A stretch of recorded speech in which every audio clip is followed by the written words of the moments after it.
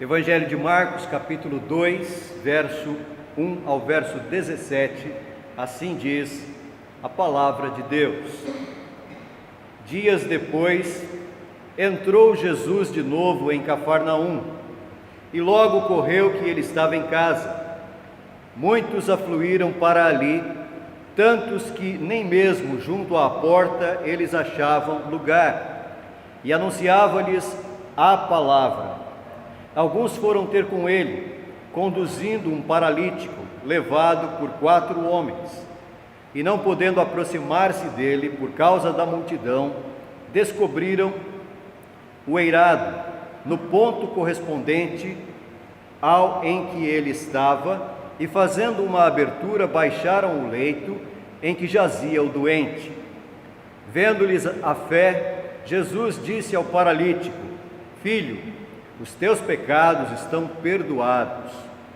Mas alguns dos escribas estavam assentados ali e arrazoavam em seu coração: Por que fala ele deste modo? Isto é blasfêmia. Quem pode perdoar pecados, senão um, que é Deus? E Jesus, percebendo logo, por seu espírito, que eles assim arrazoavam, disse-lhes: Por que arrazoais sobre estas coisas em vosso coração? Qual é mais fácil, dizer ao paralítico: Estão perdoados os teus pecados? Ou dizer: Levanta-te, toma o teu leito e anda?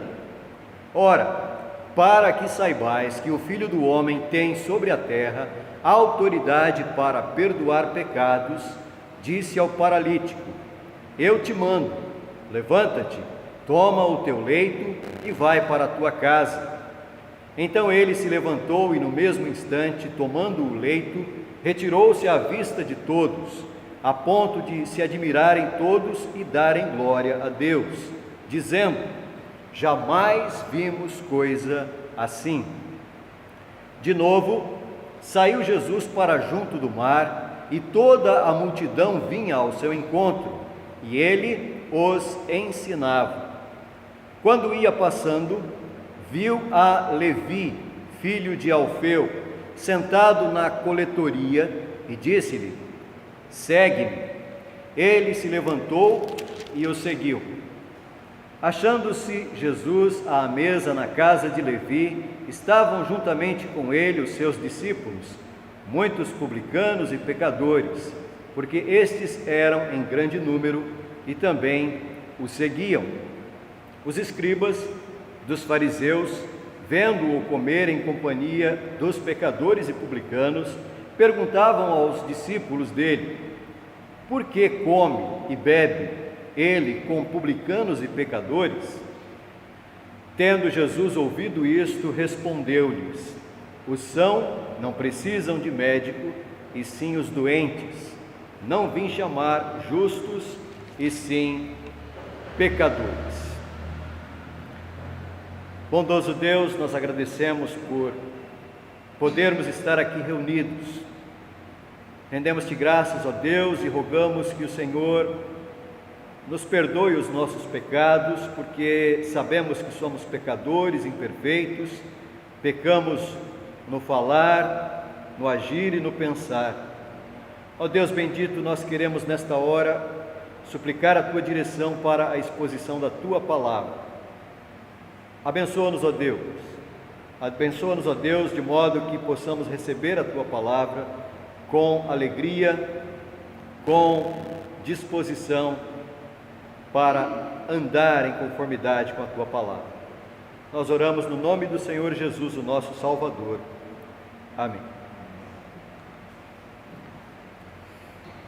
Meus irmãos, a partir do capítulo 2 do Evangelho de Marcos, nós temos aqui o início de uma série de narrativas nas quais os escribas e os fariseus começaram de forma intensa e ostensiva a buscar situações para criarem controvérsias acerca das palavras e obras do Senhor Jesus Cristo. E a primeira dessas controvérsias está registrada nos versos 1 a 12 do capítulo 2 do Evangelho de Marcos. Nesses primeiros capítulos, nesses 12 primeiros versículos, eu digo, nós temos aqui o registro de que um paralítico foi colocado diante do Senhor Jesus através do telhado da casa onde o Senhor Jesus Cristo estava ensinando a multidão. Ao reconhecer que aquele era um ato de verdadeira fé, o Senhor declarou ao paralítico que os seus pecados estavam perdoados. Alguns dos escribas que estavam ali e presenciavam aquela cena, aquele acontecimento, começaram então ali a especular e a tirar as suas conclusões no seu coração, sem nada falar, apenas pensando a respeito daquele acontecimento, pensando, bom, somente Deus é quem pode perdoar pecados. Logo, se este aí está dizendo que perdoa pecados, ele está cometendo uma blasfêmia, a menos que ele seja Deus. O Senhor Jesus Cristo então demonstra àqueles escribas e fariseus que ele de fato era Deus, porque mesmo eles não tendo falado nada, sem eles terem exposto com palavras, o Senhor conhecia o que se passava no coração deles. E então o Senhor Jesus Cristo não apenas sabe o que se passa no coração daqueles homens, como ele demonstra o seu poder curando aquele homem. O Senhor demonstra a sua autoridade não apenas para perdoar pecados, porque Ele é Deus e de fato Ele tem poder para perdoar pecados, mas para que não ficasse nenhuma dúvida, o Senhor também naquele mesmo instante restaurou a saúde daquele homem paralítico, ordenando que ele se levantasse, pegasse a sua cama, o seu leito e fosse para casa. E então, a partir do verso 13, nós temos aqui uma segunda narrativa envolvendo uma outra controvérsia dos fariseus contra o Senhor Jesus. E mais uma vez, o Senhor Jesus encontrava-se cercado pela multidão. É o que nós lemos no verso 13. De novo, saiu Jesus para junto do mar, e toda a multidão vinha ao seu encontro, e ele os ensinava. O Senhor Jesus estava ali para ensinar, e é por isso que o evangelista Marcos faz questão de sublinhar isso. De novo saiu Jesus para junto do mar, toda a multidão vinha ao seu encontro e ele os ensinava. A principal característica da multidão era a curiosidade. As pessoas se aproximavam de Jesus, a maioria delas, porque era curiosa, queria ver aquele homem de quem tanto se falava e tinham a expectativa de, quem sabe, ele fazer algum sinal, algum milagre para eles verem e quem sabe até para eles serem beneficiados com algum milagre do Senhor Jesus. Mas o que o Senhor Jesus Cristo fazia era ensinar, porque este era o ministério fundamental do Senhor Jesus. No capítulo 1, verso 38, e no capítulo 2, verso 2, nós vemos isto, que o objetivo principal do ministério do Senhor Jesus Cristo era pregar a palavra. E aqui entre os versos 13 a 17, há duas cenas que nos chamam a atenção. A primeira é o chamado de Levi, e a segunda cena é a participação do Senhor Jesus Cristo em um banquete na casa deste homem chamado Levi. Este texto aqui nos ensina, portanto, duas expressões da graça de Deus: a forma como a graça de Deus opera e a quem a graça de Deus é destinada. Hoje nós vamos falar apenas sobre esse primeiro tema, a forma como a graça de Deus opera. O texto diz: de novo saiu Jesus para junto do mar. De novo, porque o Senhor Jesus já vinha fazendo aquilo frequentemente. Ele praticamente todos os dias saía e o seu trabalho era ensinar, e ele andava, e onde quer que ele andasse, havia multidões que o cercavam, que o rodeavam.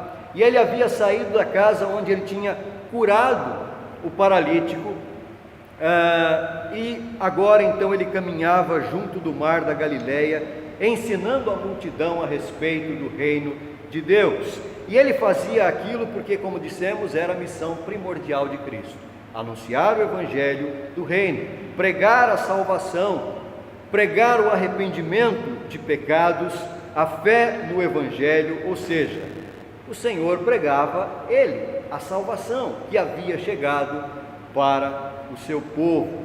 Todavia, ao sair para junto do mar, naquela ocasião específica, o texto nos diz que o Senhor Jesus Cristo teve um encontro, e ele tinha certamente algo em mente. O Senhor Jesus não fazia as coisas por acaso, as coisas não aconteciam por acaso. Os encontros de Jesus com as pessoas não era algo que de repente aconteceu, era inesperado. Não, meus irmãos, de modo geral, as ações do Senhor Jesus Cristo eram extremamente objetivas. E o verso 14 diz: quando ia passando, viu Levi, filho de Alfeu, sentado na coletoria, e disse-lhe: segue-me. Ele se levantou e o seguiu. Depois de pregar, de ensinar, e possivelmente depois de realizar alguns milagres, alguns sinais, o Senhor Jesus Cristo ia passando e viu ali alguém, um cobrador de impostos, um publicano, sentado na coletoria. E esse cobrador de impostos, chamado Levi, estava ali, possivelmente cobrando taxas sobre o comércio de peixes, porque era ali ao redor do mar da Galileia. Então a coletoria na qual Levi trabalhava era uma coletoria possivelmente de taxas sobre o comércio de peixes dos pescadores que trabalhavam ali no mar da Galileia. Ele provavelmente ou possivelmente era bastante conhecido da maioria dos pescadores, inclusive aqueles primeiros discípulos que começaram a seguir o Senhor Jesus. O fato, meus irmãos, é que cobradores de impostos eram pessoas que não eram bem vistas pelos seus conterrâneos, eram odiados pelos judeus. Cobradores de impostos eram pessoas que trabalhavam para o Império Romano, que era um império que oprimia os judeus, e por isso estes cobradores de impostos trabalhavam para alguém que era considerado um inimigo, o Império Romano. E mais, de modo geral, estes cobradores de impostos, além de cobrarem taxas altas, que já vinham da parte do governo do Império Romano, muitas vezes cobradores de impostos se aproveitavam da função que eles exerciam para lucrar, para cobrar propinas, que é uma prática que não é nada nova. Pessoas que trabalhavam ali, portanto, na administração, que trabalhavam no serviço público do Império Romano, também tinham ali as suas formas de extorsão, de corrupção. Portanto, estes coletores de impostos, estes publicanos, eram vistos pela maioria dos judeus como corruptos, como ladrões, como traidores do seu povo. Por isso, eles inclusive eram proibidos de frequentar as sinagogas. Eles não podiam frequentar as sinagogas dos judeus. Agora, pense, meus irmãos, no choque causado em muitas pessoas no momento em que o Senhor Jesus ia passando em frente à coletoria, olhou para Levi e disse: segue-me. Jesus estava chamando alguém que era visto por seus conterrâneos como um ladrão, um corrupto, um oportunista. Estava chamando alguém deste nível para ser um dos seus discípulos, e isto certamente escandalizou muita gente. Nenhum mestre respeitável chamaria um publicano para ser seu discípulo, porque isso prejudicaria a sua imagem diante da opinião pública, prejudicaria a sua carreira, a sua atividade como rabi, como mestre. Mas a questão aqui, meus irmãos, é quem era Levi? Na lista dos 12 discípulos, aqui no Evangelho não aparece nenhum Levi. Na verdade, Levi é o nome original do apóstolo Mateus. Quando escreveu o Evangelho, Mateus refere-se a esse acontecimento, identificando-se na passagem como Mateus. Em Mateus 9, verso 9 diz: partindo Jesus dali, viu um homem chamado Mateus, sentado na coletoria, e disse-lhe: segue-me. Ele se levantou e o seguiu. Por que é que Levi teve o seu nome mudado para Mateus? Nós não sabemos, não há essa informação, mas é possível que ele mesmo, e isso é uma especulação, mas é possível que ele mesmo tenha mudado o seu próprio nome de Levi para Mateus, justamente para tentar, de algum modo, se desvincular daquela imagem de um publicano, de alguém que era odiado pelos seus contemporâneos, pelos seus conterrâneos. Ou seja, o objetivo da mudança de nome talvez fosse a de minimizar a forte identificação do seu nome com a função que ele havia exercido até aquele momento. E se ele mesmo escolheu esse novo nome, ele fez uma boa escolha, porque Mateus significa presente do Senhor, já que de fato ele recebeu do Senhor o presente da salvação. E esse Levi, cobrador de impostos, que depois passou a se chamar Mateus, foi visto pelo Senhor. Jesus olhou, viu, e isso é muito comum no Evangelho, é muito frequente nós termos esse tipo de relato. Os evangelistas também sublinham isso. Muitas vezes os encontros de Jesus começam por um olhar do Senhor Jesus. É o Senhor Jesus quem vai ao encontro das pessoas, e isso é mais um sinal que revela a graça de Deus em ação. O Senhor Jesus Cristo sabia quem era Levi, e ele vai ao encontro de Levi. E o Senhor então diz, o texto diz assim: quando ia passando, viu Levi, filho de Alfeu, sentado na coletoria, e disse-lhe: segue-me. Ou seja, nós temos aqui uma única ordem, um único mandamento, sem nenhuma explicação, sem nenhum tipo de tentativa de convencer aquele homem. Simplesmente o Senhor Jesus Cristo diz: segue-me. E é exatamente o que o chamado de outros discípulos se mostra dessa mesma forma. Por exemplo, em Marcos 1, capítulo 1, versos 16 a 20, a palavra de Deus diz: caminhando junto ao mar da Galileia, viu os irmãos Simão e André, que lançavam as redes ao mar, porque eram pescadores. Disse-lhes Jesus: vinde após mim, e eu vos farei pescadores de homens. Então eles deixaram imediatamente as redes e o seguiram. Pouco mais adiante viu Tiago, filho de Zebedeu, e João, seu irmão, que estavam no barco consertando as redes, e logo os chamou. Deixando eles o barco a seu pai,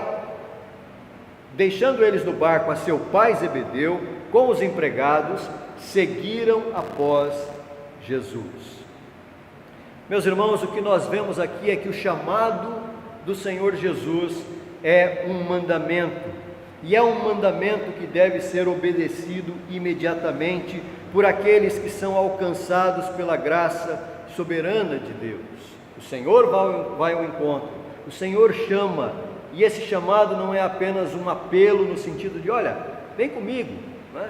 Vamos lá, me acompanhe. O teor do chamado de Cristo é uma ordem, é um mandamento, quando ele diz: segue-me. O chamado do Senhor Jesus Cristo não é algo que acontece por obra do acaso. O Senhor chama os seus discípulos porque Ele conhece aqueles que são seus. Jesus sabia o que estava no coração de Levi. Provavelmente Levi já tivesse tido alguma oportunidade de ouvir as pregações de Jesus, porque Jesus já estava iniciando seu ministério e a fama de Jesus se espalhava, e havia multidão o tempo todo ao redor de Jesus, e é pouco provável que Levi, que estava sempre por ali na região do Mar da Galileia, não tenha ouvido algo a respeito de Jesus e não tenha ouvido o próprio Jesus. Certamente Levi reconhecia o poder e a autoridade da mensagem do Senhor Jesus. É possível que Levi já tivesse sido alcançado pelo poder transformador da palavra de Deus, pregada pelo próprio Filho de Deus. E o Senhor Jesus, então, sendo Deus onisciente, Ele olha para Levi e diz: segue-me. E o texto diz: ele se levantou e o seguiu. E no Evangelho de Lucas, a palavra de Deus acrescenta: ele se levantou e, deixando tudo, o seguiu. Meus irmãos, isso é um verdadeiro milagre, produzido pelo poder da graça de Deus. Sem qualquer relutância, aquele homem atendeu a voz do Senhor, deixou tudo e passou a seguir o Senhor Jesus. Ele era literalmente um homem do mundo. Ele não se importava com religião, talvez. Embora ele tivesse ouvido Jesus e conhecesse a fama de Jesus, ele não estava buscando aquele encontro com o Senhor Jesus Cristo. Certamente a prioridade para Levi naquele primeiro momento, antes de Jesus o encontrar, era cuidar dos seus negócios, continuar cuidando da sua vida como coletor de impostos. Ele não se importava, talvez, com o fato de que os seus conterrâneos o considerassem um homem desonesto. Porém, pelo poder da palavra de Deus, a mente e o coração daquele homem foi mudado. E Jesus sabia o que estava no coração de Levi. Levi acreditava em Jesus. É possível que Levi desejasse o perdão de Jesus. Tudo que Jesus precisou dizer foi: segue. Naquele momento, tudo o que controlava a vida de Levi não tinha mais sentido. O dinheiro, o poder político que envolvia a sua função já não tinham mais nenhum significado. As coisas velhas passaram, eis que se fizeram novas. E há um detalhe aqui, meus irmãos, muito importante. Os discípulos chamados pelo Senhor Jesus Cristo antes de Levi eram pescadores, e nós vimos que eles também deixaram tudo. Assim como Levi, os demais discípulos de Jesus, ao serem chamados pelo Senhor, eles deixam tudo para seguir o Senhor. E no caso dos pescadores, se por algum motivo eles mudassem de ideia, eles deixaram a pesca, mas se eles pensassem: olha, acho que não vai ser muito bom seguir Jesus não, eles podiam retornar para continuar no seu empreendimento da pesca, no seu negócio, porque não teriam nenhuma dificuldade, eles tinham experiência, eles tinham contatos, enfim, eles tinham condições de retomar aquele trabalho, se assim desejassem. Porém, no caso de Levi, deixar tudo significava que não havia volta. Se um cobrador de impostos deixasse o seu cargo, o seu lugar na coletoria, já havia ali dezenas de outros prontos para ocupar aquele lugar, e dificilmente ele conseguiria de novo ocupar aquela função. Portanto, meus irmãos, a decisão de Levi era uma decisão definitiva e sem volta. A única convicção de Levi era que ele desejava intensamente o perdão dos seus pecados, e ele sabia que Jesus era aquele que tinha autoridade para perdoar pecados. Assim, Levi, que teve a sua vida transformada, e que inclusive teve o seu nome mudado, né? Teve uma mudança inclusive na forma do seu tratamento, do seu nome. Levi teve a sua vida transformada, o seu nome mudado. O Levi que era traidor, que era corrupto, que era um explorador, que era o desprezível pecador, tornou-se um dos discípulos do Salvador, um dos discípulos do Filho de Deus, um dos apóstolos de Cristo. Levi tornou-se Mateus, um apóstolo de Cristo, alguém que é enviado pelo Senhor para pregar a mensagem de salvação. E mais, Levi, que teve o seu nome mudado para Mateus, não apenas se tornou um apóstolo, mas ele se tornou também um dos escritores da Bíblia, porque nós temos um dos evangelhos que leva o nome de Mateus, porque ele também, inspirado pelo Espírito Santo, narrou o ministério, as obras do Senhor Jesus Cristo, o Salvador. Levi, ou Mateus, perdeu a sua carreira, mas ganhou a glória eterna. Perdeu bens materiais, mas ganhou o céu. Perdeu a ilusória segurança terrena e ganhou uma herança celestial. Ele conheceu algo que os fariseus e os líderes religiosos do seu tempo não conheciam. Ele conheceu o poder da graça de Deus em sua ação miraculosa. Para homens e mulheres como Levi, é que o Senhor Jesus Cristo veio a este mundo. Essa é a forma como a graça de Deus opera, de forma soberana. A iniciativa é de Deus. Deus vai ao encontro do homem. Deus é quem chama o homem, e no chamado do Senhor há um mandamento que deve ser obedecido. Essa é a forma como a graça de Deus opera. Embora Levi tivesse uma fama ruim em meio aos seus contemporâneos, ele não era pior do que ninguém. O problema de Levi era essencialmente o mesmo de toda a multidão que rodeava o Senhor Jesus. O problema de Levi era o mesmo problema de todos nós, o pecado. Nós somos Levi, nós somos pecadores, injustos, inclinados a praticar coisas que não agradam a Deus. A única razão pela qual nós estamos aqui hoje é a graça misericordiosa de Deus. E essa graça misericordiosa opera de forma soberana no nosso coração.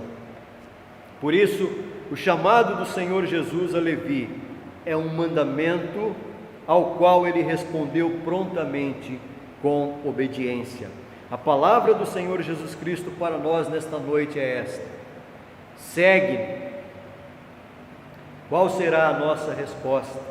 Qual será a sua resposta ao mandamento do Senhor, ao chamado do Senhor? Segue-me.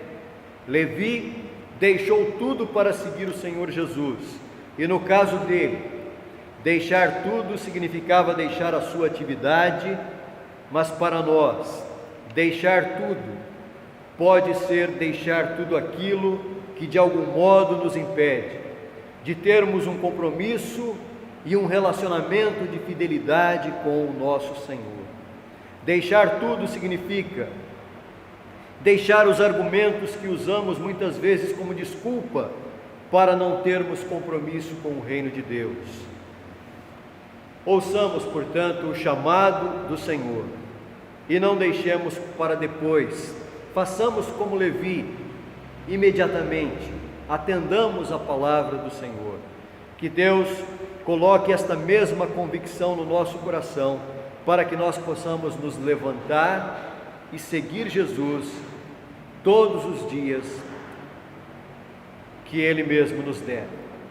Que Deus nos abençoe, meus irmãos, e que nos capacite a sermos discípulos fiéis e dedicados na obra do Senhor. Amém.